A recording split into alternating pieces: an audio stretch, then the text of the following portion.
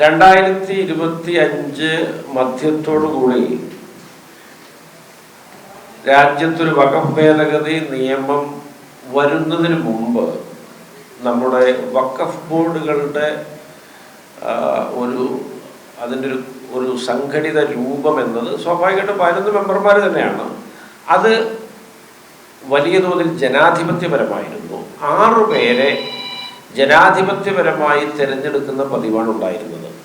അതിൽ MLA-മാരുടെ ഭാഗത്ത് നിന്ന് 2 പേരെ തിരഞ്ഞെടുക്കും, മുത്തവല്ലിമാർ പള്ളി മാനേജ്മെന്റ് കമ്മിറ്റിയുടെ ഭാഗത്ത് നിന്ന് 2 പേരെ തിരഞ്ഞെടുക്കും, MP-മാരുടെ ഭാഗത്ത് നിന്ന് 2 പേരെ തിരഞ്ഞെടുക്കും, ഒരാളെ തിരഞ്ഞെടുക്കും, ബാർ കൗൺസിൽ പ്രതിനിധിയായിട്ട് ഒരാളെ തിരഞ്ഞെടുക്കും. അങ്ങനെ 6 പേര്, മുത്തവല്ലി 2, MLA 2, MP 1, ബാർ കൗൺസിൽ 1, 6 പേരെ ജനാധിപത്യപരമായി തിരഞ്ഞെടുക്കാറുണ്ട്. 5 പേരെ സർക്കാർ നോമിനേറ്റ് ചെയ്യും.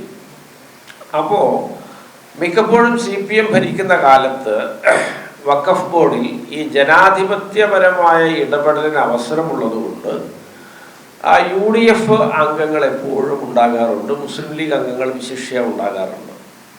അങ്ങനെ ഇരിക്കെയാണ് ഈ വഖഫ് അമെൻമെന്റ് ബില്ല് വന്ന് നിയമമായി മാറിയത്. അതോടുകൂടി ഈ 11 അംഗങ്ങളെയും അതത് സംസ്ഥാന സർക്കാരുകൾക്ക് നോമിനേറ്റ് ചെയ്യാം എന്ന് നിയമം ഭേദഗതി ചെയ്തു വന്നു. അതോടുകൂടി ഇപ്പോൾ BJP ഭരിക്കുന്നൊരു സംസ്ഥാനത്തിന് പണ്ഡിത ശ്രേണിയിൽ നിന്ന് ആരെ വരണമെന്ന് അവർക്ക് തീരുമാനിച്ച് നോമിനേറ്റ് ചെയ്യാം, മുത്തവല്ലിയായിട്ട് ആര് വരണമെന്ന് തീരുമാനിച്ച് അവർക്ക് നോമിനേറ്റ് ചെയ്യാം. ത്രിതല പ്രതിനിധികളിൽ നിന്ന് ഇപ്പോൾ 2 പേര് വരും, അതാരാണെന്ന് സംസ്ഥാന സർക്കാരിന് തീരുമാനിക്കാം. പൊതുകാര്യ പ്രസക്തരിൽ നിന്ന് 2 പേര് വരും, അതാരാണെന്ന് സർക്കാരിന് തീരുമാനിക്കാം. ബാർ കൗൺസിലിൽ നിന്ന് ഒരാൾ വരും, അതുപോലെ തന്നെ ചെയർമാനെയും നോമിനേറ്റ് ചെയ്യാം. അപ്പം ഇത്തരത്തിൽ സമ്പൂർണമായിട്ട് അതത് സംസ്ഥാന സർക്കാരുകൾക്ക് നോമിനേറ്റ് ചെയ്യാം എന്നുള്ളതാണ് ഈ പുതിയ വഖഫ് ബില്ലിന്റെ ഒരു പ്രത്യേകത.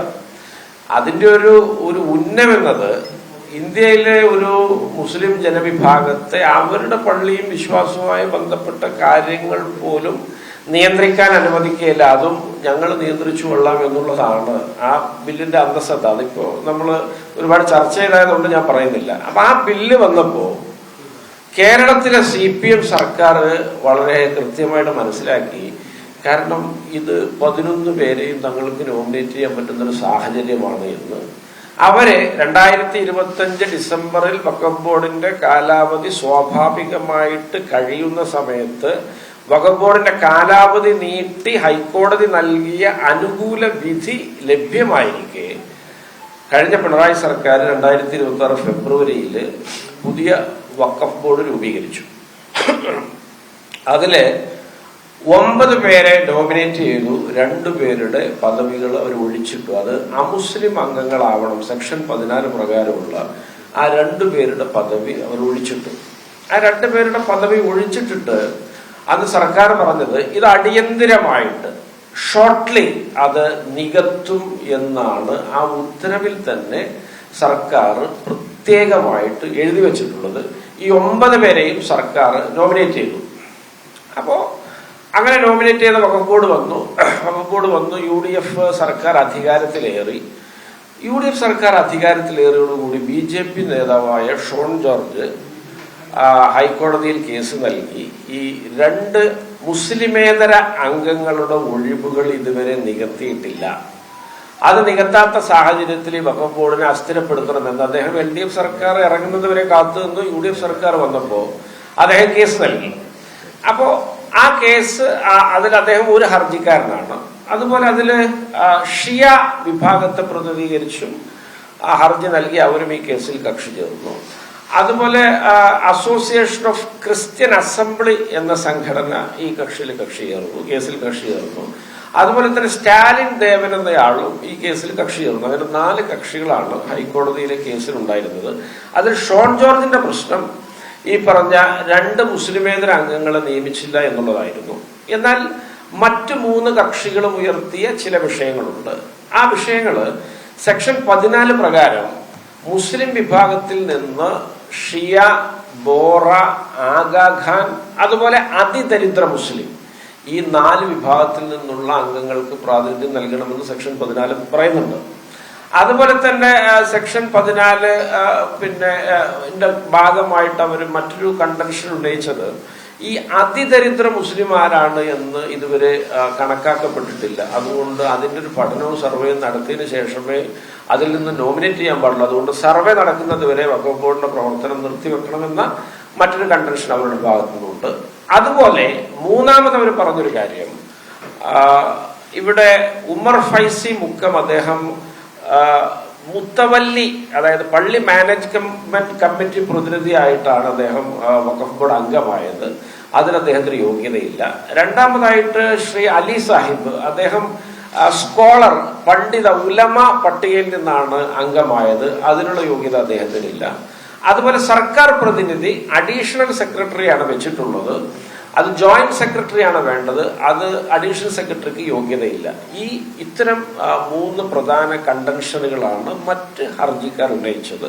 എന്നാൽ ഷോൺ ജോർജിനെ സംബന്ധിച്ച് പിന്നെ ഈ കെ സംസ ഉൾപ്പെടെയുള്ള വഖഫ് ബോർഡിൽ വന്ന ആരെക്കുറിച്ചും ഷോൺ ജോർജിന് തർക്കമോ അല്ലെങ്കിൽ പരാതികളോ ഇല്ല. അദ്ദേഹത്തിന്റെ പരാതി 2 ഒഴിവുകൾ നികത്തിയില്ല എന്നുള്ളതാണ് അദ്ദേഹത്തിന്റെ പരാതി. അപ്പോ ഇത്തരത്തില് കാര്യങ്ങൾ മുന്നോട്ട് പോയി. ഹൈക്കോടതിയിൽ ആ കേസ് 3 തവണ വിളിച്ചു. 4ാമത്തെ തവണ സ്വാഭാവികമായിട്ടും കേരള സർക്കാർ അവിടെ വളരെ നീതിയുക്തമായ ഇവിടുത്തെ വഖഫ് ബോർഡുമായി ബന്ധപ്പെട്ട ആളുകളുടെ താല്പര്യം മുൻനിർത്തിയുള്ളൊരു നിലപാടാണ് ഹൈക്കോടതിയിൽ സ്വീകരിച്ചത് എന്ന് അർത്ഥശങ്കക്കിടയില്ലാതെ പറയുവാൻ ആഗ്രഹിക്കുകയാണ്. കാരണം സർക്കാർ പറഞ്ഞത്, ഞങ്ങൾ ഇത്തരത്തിലുള്ള വിവിധങ്ങളായ അനോമലികൾ, ശുപാർശകൾ, നിർദ്ദേശങ്ങൾ, ഹർജികൾ ഇത് പരിഗണിച്ച് ഉചിതമായൊരു തീരുമാനം നിയമവിധേയമായിട്ട് എടുത്തുകൊള്ളാം എന്ന നിലപാടാണ് കേരള സർക്കാർ ഹൈക്കോടതിയിൽ സ്വീകരിച്ചത്. അത് മാത്രമല്ല, കേരള സർക്കാർ ഈ ഹർജി തള്ളിക്കളയണം എന്നൊരു നിലപാടാണ് സ്വീകരിച്ചത് എന്ന് പ്രത്യേകമായിട്ട് നമ്മൾ മനസ്സിലാക്കേണ്ടതുണ്ട്. ഈ ഹർജികളെല്ലാം തള്ളിക്കളയണം എന്നൊരു നിലപാടാണ് കേരള സർക്കാർ സ്വീകരിച്ചത്. അപ്പോൾ ആ ഒരു സാഹചര്യത്തിലാണ് ഇപ്പോൾ വഖഫ് ബോർഡിന്റെ ഫിനാൻസും അതുപോലെ തന്നെ പോളിസി മാറ്ററിലൊക്കെയുള്ള ഇടപെടലുകൾ തടഞ്ഞുകൊണ്ട് പിന്നെ നമ്മുടെ അഡീഷണൽ സെക്രട്ടറി അവരയോഗ്യയാണ് അല്ലെങ്കിൽ അദ്ദേഹം അയോഗ്യനാണ് എന്ന് കോടതി നിരീക്ഷിച്ച് ജോയിന്റ് സെക്രട്ടറിയെ ഭരണ ചുമതല ഏൽപ്പിച്ച ഒരു വിധി അപ്പോഴാണ് വന്നത്. അങ്ങനെ ഒരു വിധി വന്നപ്പോൾ ഇവിടുത്തെ CPM ബന്ധപ്പെട്ട തൽപര കക്ഷികളൊക്കെ ചെയ്യുന്നത് എന്തൊരു 2 അമുസ്ലിം അംഗങ്ങളെ വെക്കാൻ കോടതിയിൽ സർക്കാരിന് സമ്മതമാണ് എന്ന മട്ടിലാണ് ഇവർ പ്രചരിപ്പിക്കുന്നത്. ഇവിടെ ഓർക്കേണ്ടത്, ഈ ഹർജി തന്നെ തള്ളിക്കളയണം എന്ന് പറഞ്ഞുകൊണ്ട് വഖഫ് ബോർഡിന് അനുകൂലമായി നിൽക്കുന്ന ഒരു സമീപനമാണ് സർക്കാരിന്റെ ഭാഗത്തു നിന്നുണ്ടായത് എന്ന് പറഞ്ഞാൽ ഒരു തെറ്റും ആ വാദത്തിലില്ല. അത്തരമൊരു നിലപാട് സ്വീകരിച്ചപ്പോഴാണ് ഇവർ പുറത്തിറങ്ങിയിട്ട് 2 അംഗങ്ങളെ പിന്നെ മുസ്ലിം അംഗങ്ങളെ വെക്കാൻ കൂട്ടുനിന്നു എന്നൊരു ദുഷ്പ്രചരണം, അതൊരു വർഗീയ ധ്രുവീകരണം ഉണ്ടാക്കുന്ന, ആളുകളുടെ വികാരത്തിന് തീ പിടിപ്പിച്ച് അവരെ പോളറൈസ് ചെയ്യുന്ന ഒരു പ്രചരണവുമായിട്ട് CPM ഇവിടെ ഇറങ്ങിയിരിക്കുകയാണ്. ഇവിടെ ഇതിലേറ്റവും വലിയ മറ്റൊരു വശം കൂടി നമ്മൾ നോക്കേണ്ടത്, ഇപ്പോൾ ഈ വിധിക്കെതിരെ സുപ്രീം കോടതിയിൽ കേസ് നൽകിയിട്ടുണ്ട്. കെ സംസ അദ്ദേഹം വഖഫ് ബോർഡിനെ പ്രതിനിധീകരിച്ചാണ് ഹർജിക്കാരനായിട്ടുള്ളത്. ഉമർ ഫൈസി മുക്കം ഒരു ഇൻഡിപെൻഡന്റ് ആയിട്ടും അവിടെ ഹർജി നൽകിയിട്ടുണ്ട്. ആ ഹർജിയിൽ ഹൈക്കോടതിയിൽ സർക്കാർ വഖഫ് ബോർഡിനെതിരായി വാദിച്ചു എന്ന ഒരു വാചകം പോലുമില്ല. മറിച്ച് ഹൈക്കോടതിയിൽ സർക്കാർ നിലപാട് അനുകൂലമായിരുന്നു എന്നുള്ളതാണ് ഈ സുപ്രീം കോടതിയിൽ ഇവരുടെ പ്രയർ എന്ന് നിങ്ങൾ മനസ്സിലാക്കേണ്ടതുണ്ട്. രണ്ടാമതായിട്ട് ഇവിടെ പിന്നെ സുപ്രീം കോടതിയിൽ ഇവര് സെക്ഷൻ 14 അത് പാലിച്ചു കൊള്ളാമെന്നും അതിനനുസരിച്ച് വഖഫ് ബോർഡിന്റെ പ്രവർത്തനങ്ങളുമായി മുന്നോട്ട് പോകാൻ പഴയതുപോലെ പൂർണ്ണാധികാരം നൽകണമെന്നുമാണ് ശ്രീ കെ സംസ ഉൾപ്പെടെയുള്ള വഖഫ് ബോർഡിന്റെ സുപ്രീം കോടതിയിലെ വാദം. മൂന്നാമതൊരു കാര്യം നിങ്ങൾ മനസ്സിലാക്കേണ്ടത്, ഇവരുടെ വക്കീൽ ആരാണെന്ന് ചോദിച്ചാൽ അത് ചിദംബരനാഥാണ് അവരുടെ വക്കീൽ. കേരള ഹൈക്കോടതിയിൽ നിന്ന് ജഡ്ജിയായി റിട്ടയർ ചെയ്ത് BJP അംഗത്വം സ്വീകരിച്ച് ഇപ്പൊ പ്രാക്ടീസ് നടത്തുന്ന ചിദംബരേഷാണ് അവരുടെ വക്കീൽ. അപ്പൊ സ്വാഭാവികമായിട്ടും അദ്ദേഹത്തിന്റെ പേര് പറഞ്ഞതിൽ തെറ്റുന്നത്, ചിദംബരേഷാണ് അവരുടെ വക്കീൽ. അപ്പൊ ഇതിന്റെ ബാക്കി കാര്യങ്ങളൊക്കെ നിങ്ങൾക്ക് കൂട്ടി വായിക്കാം. ചിദംബരേഷനെ പോലൊരു വക്കീല് പിന്നെ സെക്ഷൻ 14 പാലിക്കുകയില്ല എന്ന് പറയുന്ന ഒരു കേസുമായിട്ട് മുന്നോട്ട് പോവുകയില്ലയോ എന്നുള്ളത് നമുക്ക് ആലോചിച്ചാൽ മനസ്സിലാവും. അതുകൊണ്ട് തന്നെയാണ് സെക്ഷൻ 14 അനുസരിച്ചു കൊള്ളാം. അതിനനുസരിച്ച് സെക്ഷൻ 14 ഈ പറഞ്ഞ ഈ വ്യത്യസ്ത അവാന്തര മുസ്ലിം വിഭാഗങ്ങളും അതുപോലെ തന്നെ അമുസ്ലിം അംഗങ്ങളെയൊക്കെ വെക്കേണ്ട ക്ലോസ് സെക്ഷൻ 14 അത് പാലിച്ചു കൊള്ളാം എന്ന് പറഞ്ഞ് ഹൈക്കോടതിയിൽ കേരള സർക്കാർ എതിരായി നിലപാട് സ്വീകരിച്ചിട്ടില്ല എന്ന് സമ്മതിച്ച് ഞങ്ങൾക്ക് പ്രവർത്തന സ്വാതന്ത്ര്യം വേണമെന്ന് ചിദംബരേഷിലൂടെ സുപ്രീം കോടതിയെ സമീപിക്കുന്ന ആളുകളാണ് മറുവശത്ത് ഇവിടെ അമുസ്ലിം അംഗങ്ങളെ വെക്കാൻ UDF സർക്കാർ അനുകൂല നിലപാട് കോടതിയിൽ സ്വീകരിച്ചു എന്ന വലിയ അസത്യപ്രചരണവുമായിട്ട് മുന്നോട്ട് പോകുന്നത്.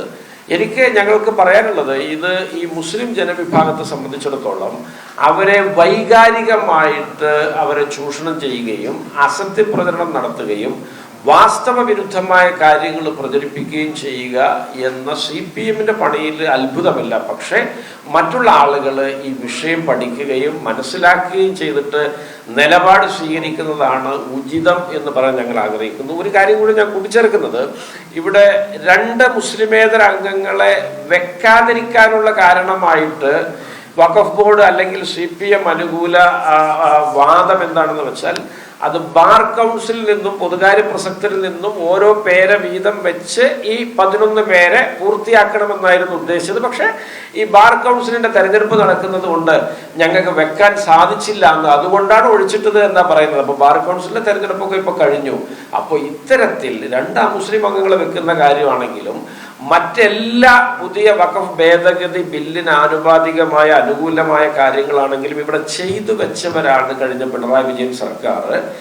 ഇന്ത്യൻ മുസ്ലിമിനെ അവന്റെ വിശ്വാസവുമായി ബന്ധപ്പെട്ട കാര്യങ്ങളിൽ പോലും ഇടപെടുവിക്കില്ല എന്ന് പറഞ്ഞൊരു നിയമം ഈ രാജ്യത്തുണ്ടായപ്പോ, വഖഫ് ഭേദഗതി നിയമം ഉണ്ടായപ്പോ രാജ്യത്താദ്യമായി ആ നിയമത്തിന് ആനുപാതികമായി വഖഫ് ബോർഡ് കോൺസ്റ്റിറ്റ്യൂട്ട് ചെയ്ത സംസ്ഥാനം ഏതാണെന്ന് ചോദിച്ചാൽ അത് കേരളമാണ്.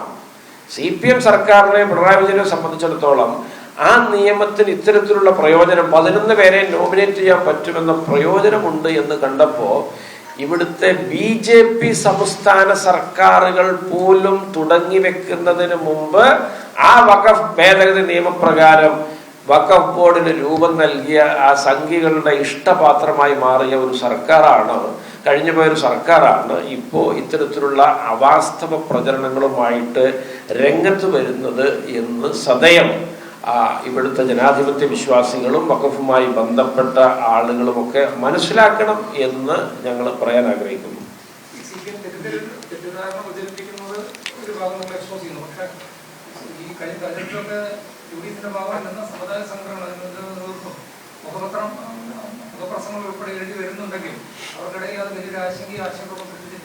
അല്ല, ഞാൻ ഈ പറഞ്ഞ ഈ ക്രോണോളജി, ഈ സ്റ്റോറി, ഇതിൽ എന്തെങ്കിലും ഒരു സംശയം ഉണ്ടെങ്കിൽ നിങ്ങൾക്ക് എന്നോട് ചോദിക്കാം. ഞാൻ പറഞ്ഞത് അവാസ്തവമാണെങ്കിൽ നിങ്ങൾക്ക് എന്നോട് ചോദിക്കാം.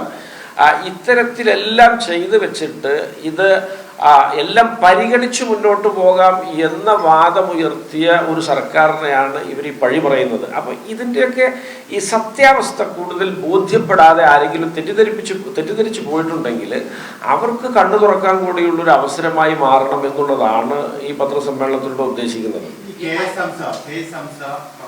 സെക്ഷൻ 14 ഞങ്ങൾ അനുസരിച്ചോളാം. അതേ വാദമാണ് ഹൈക്കോടതി സർക്കാർ പറഞ്ഞത്. സർക്കാർ കൊടുത്ത സത്യവാങ്മൂലത്തിന് 4ാമത്തെ പാരഗ്രാഫ് പറയുന്നത്, taking note of all the above facts and infirmities, the government is proposed to reconstitute the board strictly in compliance with the mandate of section 40 of the Umeed Act 1995. എന്ന് പറഞ്ഞാൽ സെക്ഷൻ 14 ഞങ്ങൾ അനുസരിച്ചോളാം, ഈ ഹർജി പരിഗണിക്കേണ്ടതാണ്. ഈ ഹർജികൾ തള്ളിക്കളയാൻ പറയുന്നുണ്ട്. പക്ഷെ ഹർജികൾ തള്ളിക്കളയാൻ സർക്കാർ ഉന്നയിച്ച വാദം ഈ ഹർജികൾ വേണ്ട, ഞങ്ങൾ ചെയ്തോളാന്ന് പറഞ്ഞു. അപ്പോൾ അവർ പറയാലോ, ഈ സെക്ഷൻ 14 അനുസരിച്ചും പുതിയ നിയമം അനുസരിച്ചുമാണ് 2026 ഫെബ്രുവരിയിൽ വഖഫ് ബോർഡ് സംഘടിപ്പിച്ചത് അല്ലെങ്കിൽ രൂപീകരിച്ചത്. അവിടെ സെക്ഷൻ 14 അനുസരിക്കാം എന്നുള്ളതിൻ്റെ ഭാഗമായിട്ടാണ് പറയുന്നത് ഒഴിച്ചിട്ട 2 പദവികൾ വെരി ഷോർട്ട്ലി നികത്തിക്കൊള്ളാമെന്ന്. ഇതൊക്കെ എന്നോ ഈ സംസ്ഥാന അല്ലല്ല സെക്ഷൻ 14 അനുസരിക്കാമെന്ന് ഞാൻ പറയുന്നത് നിങ്ങൾക്ക് മനസ്സിലാവുന്നില്ല. പിണറായി വിജയൻ സർക്കാർ 2026 ഫെബ്രുവരിയിൽ വഖഫ് ബോർഡ് പുനഃസംഘടിപ്പിച്ചപ്പോൾ സെക്ഷൻ 14 ഈ മുഴുവൻ നിയമവും അനുസരിച്ചുകൊണ്ടാണ് ചെയ്തത്. അനുസരിച്ചോളാം എന്ന് വാക്ക് കൊടുത്തു. എന്തുകൊണ്ട് 2 ഒഴിച്ചു എന്ന് വെച്ചാൽ വളരെ പെട്ടെന്ന്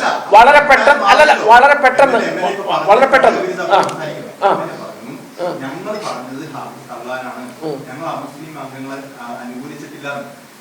സംശയമാണ് സുപ്രീം കോടതി പോയി സെക്ഷൻ 14 അനുസരിച്ചോളാം എന്ന് പറഞ്ഞത്. അതല്ല, സംസ്ഥാന സർക്കാരാണ് ഹൈക്കോടതി പോയി പറഞ്ഞിരിക്കുന്നത് ഞങ്ങൾ സെക്ഷൻ 14 പ്രകാരം ഇത് റീകോൺസ്റ്റിറ്റ്യൂട്ട് ചെയ്യാം, ഈ ഹർജികൾ പരിഗണിക്കേണ്ടതില്ല. സെക്ഷൻ 14 പ്രകാരം റീകോൺസ്റ്റിറ്റ്യൂട്ട് ചെയ്യുമ്പോൾ അല്ല, എനിക്ക് മനസ്സിലായി. ഇതിനകത്ത് സർക്കാരിനെ സംബന്ധിച്ചിടത്തോളം അങ്ങനെ ഒരു ഇൻഎഫക്റ്റീവ് ആവുന്ന ഒരു നിലപാട് എവിടെയും സ്വീകരിക്കാൻ കഴിയില്ല. അത് പിണറായി വിജയൻ സർക്കാർ സ്വീകരിച്ച നിലപാടിൻ്റെ തുടർച്ചയായിട്ട് ഞങ്ങളെല്ലാ വശവും പരിഗണിച്ച് ഇതിൽ ഒരു സെക്ഷൻ 14 ഒരു കാര്യം മാത്രമല്ല, മുസ്ലിം അംഗങ്ങളുടെ കാര്യം മാത്രമല്ല, ഇതിൽ വളരെ ഗുരുതരമായ അല്ലെങ്കിൽ വളരെ കരുതലോടുകൂടി ഗൗരവതരമായി സമീപിക്കേണ്ട കുറേ കാര്യങ്ങൾ ഉന്നയിക്കപ്പെട്ടിട്ടുണ്ട്. അതിൽ പ്രധാനമാണ് ഈ അതിദരിദ്ര മുസ്ലിമിൽ നിന്നും ഒരു അംഗം വേണമെന്ന് പറയുമ്പോൾ അങ്ങനെ ഒരു കണക്ക് ഇവിടെ ഉണ്ടായിട്ടില്ല. ആ സർവേ നടത്തണമെന്ന് പറഞ്ഞ ഹർജിക്കാരൻ്റെ ഇവിടെ ഈ മുഴുവൻ കാര്യങ്ങളും പരിശോധിച്ച് നിലപാടെടുക്കുമെന്നാ പറഞ്ഞത്. ഇനി അതോടൊപ്പം തന്നെ സുപ്രീം കോടതിയിൽ കേസുണ്ട്. സുപ്രീം കോടതിയിൽ കേസുണ്ട്. സുപ്രീം കോടതിയിൽ കേസുണ്ട്.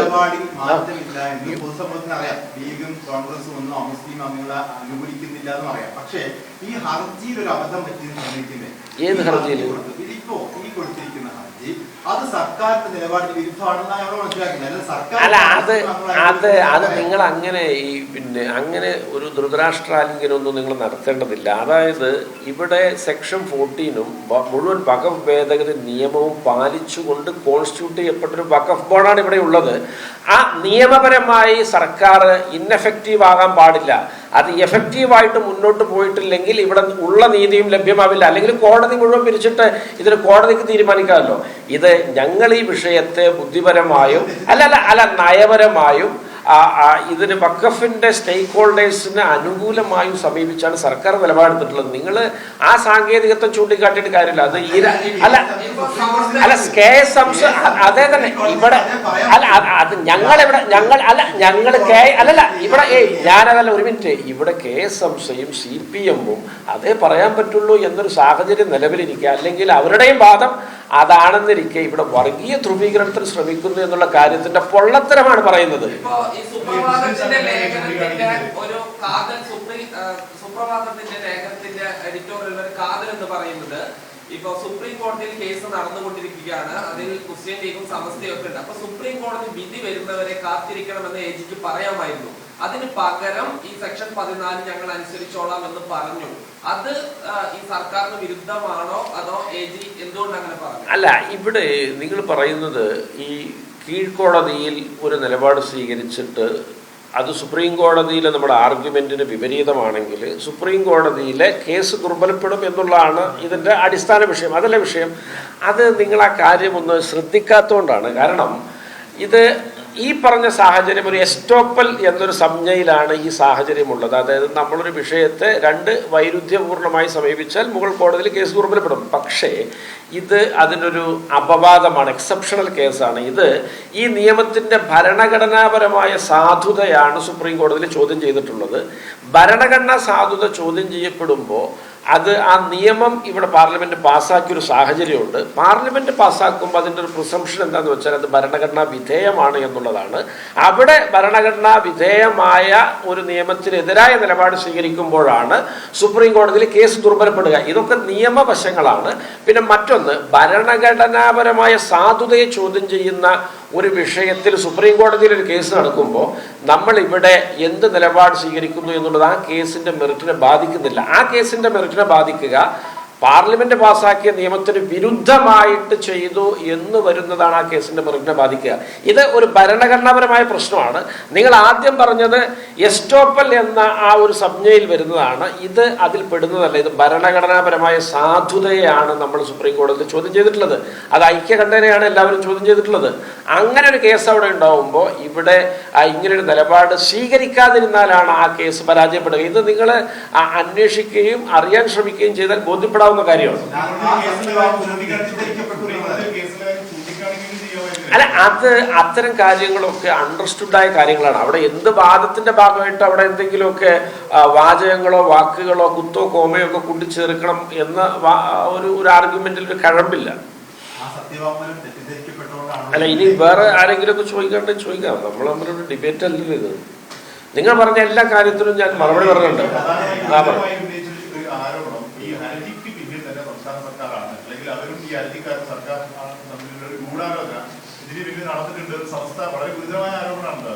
അല്ല, അത് ഈ സമസ്ത എന്ന് പറയുമ്പോൾ നിങ്ങൾ ജിഫ്രി തങ്ങൾ അത്തരത്തിലുള്ള ഒരു പരാമർശം നടത്തിയിട്ടുണ്ടെങ്കിൽ ഞാൻ അതിന് മറുപടി പറയാൻ ബാധ്യസ്ഥരാണ്, അല്ലെങ്കിൽ അതിനൊരു വിശദീകരണം നൽകാൻ ബാധ്യസ്ഥരാണ്. ഞാനിത് സമസ്തൻ്റെ ആര് എവിടെ എങ്ങനെ പറഞ്ഞു എന്നുള്ളതിനെ കുറിച്ച് എനിക്ക് അറിവില്ല.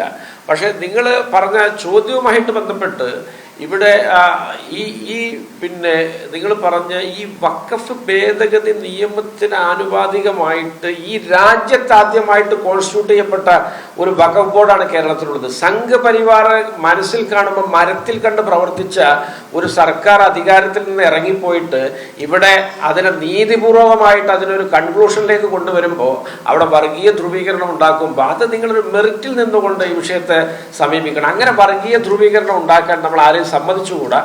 ഇതിൽ തെറ്റിദ്ധരിക്കുക ആളുകൾ ഇതിനെക്കുറിച്ച് വിശദാംശങ്ങളിലേക്ക് ആഴ്ന്നിറങ്ങി പഠിക്കാത്ത ഒരു സാഹചര്യമുള്ളത് കൊണ്ടാവാം പലരും തെറ്റിദ്ധരിക്കപ്പെടുന്നത്. അത് ഒഴിവാക്കാൻ വേണ്ടിയാണ് ഈ വിശദീകരണങ്ങൾ. സുപ്രീം കോടതിയിൽ സംസ്ഥാന സർക്കാർ തന്നെ ഈ വിഷയത്തിൽ ഒരു കക്ഷി ചേരുമോ എന്ത് നിലപാടാണ് സ്വീകരിക്കുക? അല്ല, സുപ്രീം കോടതിയിൽ കേസ് വരട്ടെ. നമ്മൾ പിന്നെ നിലപാടുകളൊക്കെ അവിടെ പറയേണ്ടി വരികയാണെങ്കിൽ പറയേണ്ടി വരുമല്ലോ. അവിടെ സ്റ്റാൻഡിംഗ് കൗൺസിലൊക്കെ ഉണ്ടല്ലോ സംസ്ഥാന സർക്കാരിന്.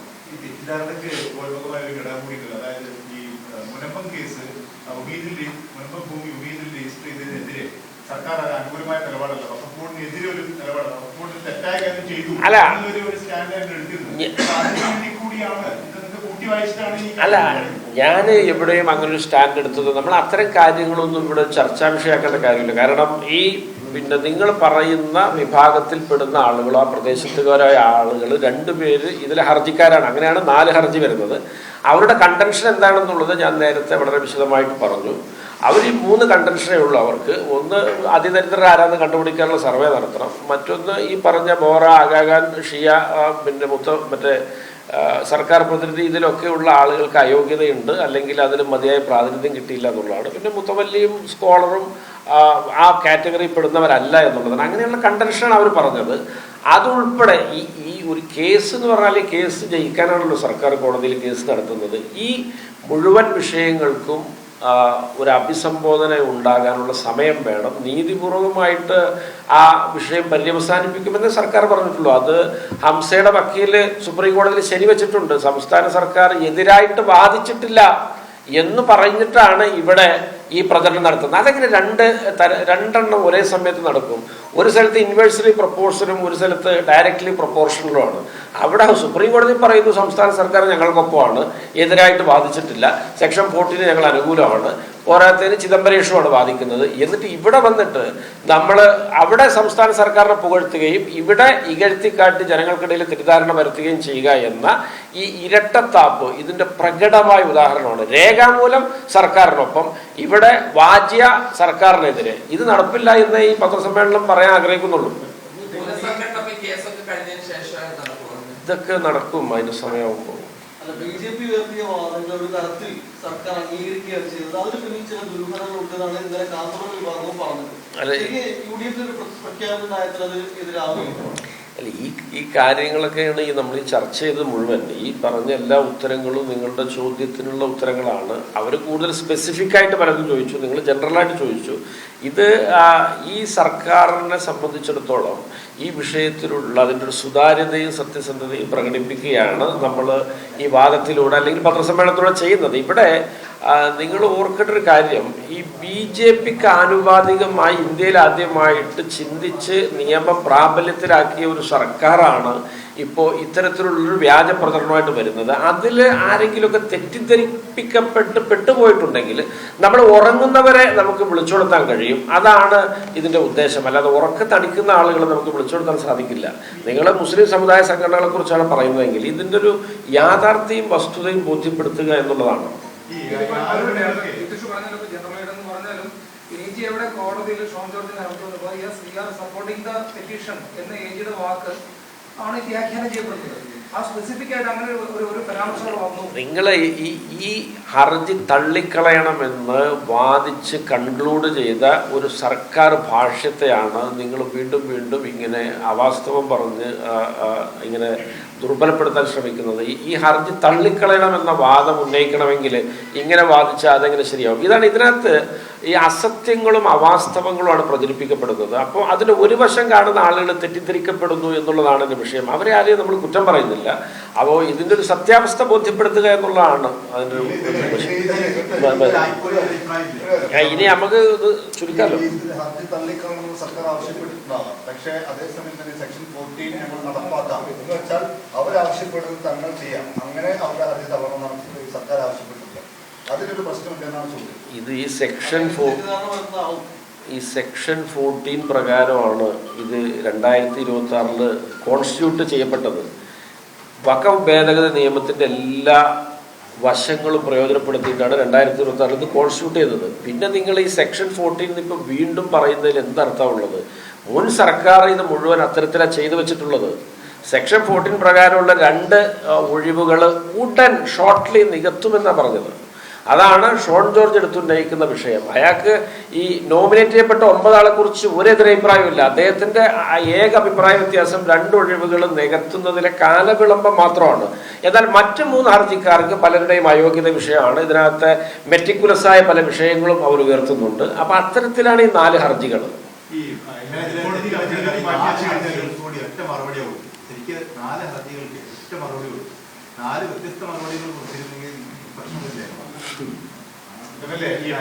അത് പിന്നെ അതൊക്കെ നമുക്ക് കാമ്പുള്ളതാണെങ്കിൽ ചെറുത് മതിയല്ലോ.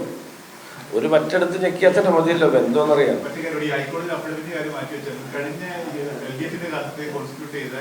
ഈ ബോർഡിനെതിരെ സർക്കാരിന് ഒരു വൈരാഗ്യ ബുദ്ധിയുണ്ട് എന്നൊരു വിമർശനം കൂടി വരുന്നുണ്ട്. അതിനാണ് അവർ ചൂണ്ടിക്കാണിക്കുന്നത് ഈ മുനമ്പത്തെ ഉമീദ് രജിസ്ട്രേഷന്റെ കാര്യം. അങ്ങനെ ഒരു വൈരാഗ്യ ബുദ്ധി ഉണ്ടോ സർക്കാർ?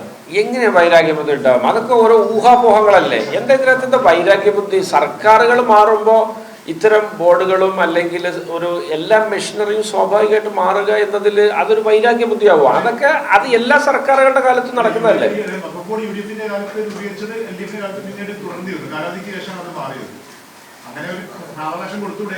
അല്ല, ഇതിപ്പോ ഹൈക്കോടതി ഇതിനകത്ത് വഖഫ് ബോർഡ് പിരിച്ചുവിട്ടിട്ടില്ല. വഖഫ് ബോർഡിനോട് പോളിസി ഫിനാൻസ് മാറ്ററിൽ കൈവെക്കണ്ട, ഇതിന്റെ അഡീഷണൽ സെക്രട്ടറിയെ മാറ്റി ജോയിന്റ് സെക്രട്ടറി വെച്ചു. ഇതേ അവിടെ നടന്നിട്ടുള്ളൂ. നമ്മളും ഇത് പഠിച്ചിട്ടും ആലോചിച്ചിട്ടും പറയാന്നേ പറഞ്ഞിട്ടുള്ളൂ. അപ്പൊ അങ്ങനെയുള്ള ഒരു പിന്നെ ആന്റിസിപ്പേഷനൊക്കെ അതൊക്കെ പിന്നെ യാഥാർത്ഥ്യമല്ലല്ലോ.